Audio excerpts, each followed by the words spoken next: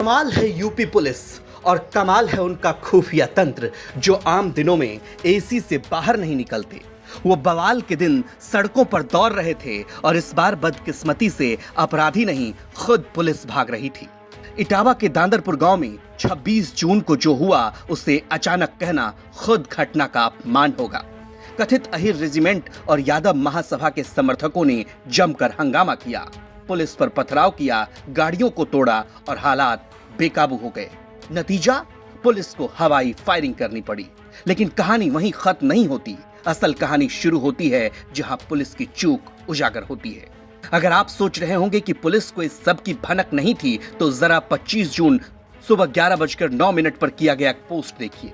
गगन यादव नाम के शख्स ने, जो खुद को समाजवादी विचारधारा का समर्थक बताता है, बकायदा प्रशासन को टैग करते हुए सोशल मीडिया पर एक खुली चेतावनी दे डाली। पोस्ट में उसने लिखा, दादा श्री कृष्ण का नाम लेकर बकेवर थाने का घेराव होगा, खून भी बहाना पड़े तो हम तैयार हैं, हमें भी देश के भविष्य की फिक्र है। अब सवाल ये उठता है कि क्या ये पुलिस के लिए चेतावनी नहीं थी?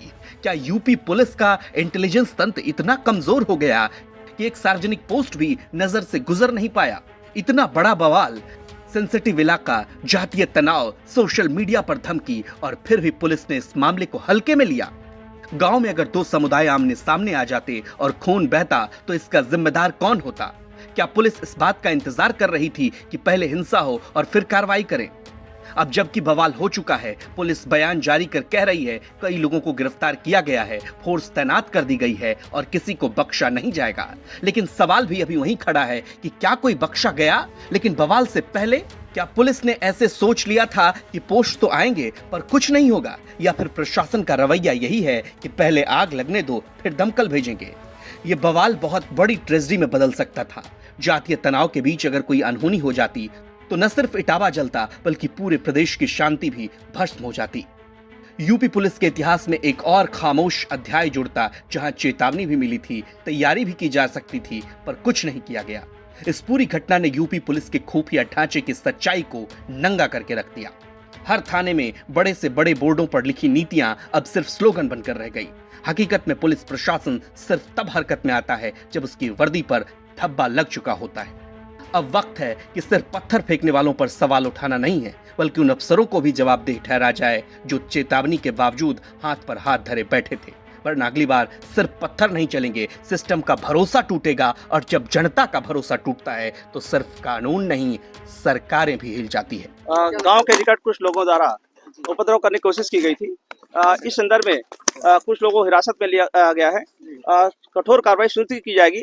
मौके पर शांति व्यवस्था कायम है, कहीं भी उपद्रव नहीं है और जिन्होंने यह कृत्य करने की कोशिश की है, विधि के अनुसार कठोर कार्रवाई प्रस्तुत की जाएगी। लेकिन पत्थरबाजी में पुलिस की गाड़ी टूटी और लगभग इतने लोगों की संख्या का हुजूम था जिसको पुलिस में फायरिंग भी कर दी। नहीं, पुलिस ने कोई फायरिंग नहीं की है और कठोर कार्रवाई हम लोग प्रस्तुत कर रहे हैं और अभी पूर्णतः शांति है। कुछ लोग हिरासत में लिया गया है, पूछताछ की जा रही है और कठोर कार्रवाई की जाएगी। यह सुनिश्चित किया जा रहा है कहीं भी कोई अशांति न करे। सर, लेकिन अब गांव दादरपुर में आप लोग किस तरह की सुरक्षा व्यवस्था का इंतजाम करेंगे, क्योंकि ये तो लगातार इस तरह का ये लोग यहाँ फोर्स तैनात है, पहले भी तैनात थी और गांव के अंदर कोई भी नहीं जा सका है। यह रोड पर कुछ लोग आए थे और जिन्होंने अशांति फैलाने की कोशिश की थी, उसी के अनुसार कार्रवाई की गई है, हिरासत में लिया गया है और कठोर कार्रवाई विधि के अनुसार की जाएगी। सर, कितने वाहन क्षतिग्रस्त हुए पुलिस के इस घटना में? नहीं, अभी हम लोग देख रहे हैं, वाहनों के बारे में देखा जा रहा है और अभी कुछ लोगों को हिरासत में लिया गया, हिरासत में लेकर पूछताछ की जा रही है। सर, पुलिस के कोई कर्मचारी भी घायल हुए इसमें? नहीं, पुलिस के कोई कर्मचारी नहीं घायल हुए हैं और अभी पूरी तरह जांच की जा रही है, जांच के अनुसार कार्रवाई की जाएगी। अभी कुछ लोगों को हिरासत में लिया गया है, अभी पर्याप्त संख्या भी बताई जाएगी, आपको पूर्ण अभी ब्रीफिंग की जाएगी। ब्रीफिंग के अनुसार जैसा कि मैंने आपको बताया है अभी कि उन्होंने उपद्रव करने की कोशिश की गई थी और सामने ही आप लोगों के सामने उन्होंने कोशिश की थी और कर रहे थे पथराव और इसके अनुसार उनको मौके से हिरासत में लिया गया। सर, बकेवर थाने से लेकर के यहाँ नेशनल हाईवे पे जो भारी भीड़ थी, काफी कल से इनपुट था कि लोग जा सकते हैं, उसके बाद भी हजारों की संख्या में लोग पहुंच गए वहाँ पर, ऐसा कैसे हो सकता है? नहीं, यहाँ पर ऐसे बड़ी संख्या में नहीं पहुंचे हैं। गांव में आने के पहले काफी लोगों को हिरासत में लिया गया है और आपने मौके से देखा है कि हाईवे पर भी काफी लोगों को रोका गया है, हिरासत में भी लिया गया है, कुछ गाड़ियां भी सीज की गई हैं और यहाँ पर कुछ लोग आए थे, इन्हें मौके से पकड़ा गया है और इन्हें पकड़ के हिरासत में लिया गया, पूछताछ जारी है, कठोर विधिक कार्रवाई की जाएगी।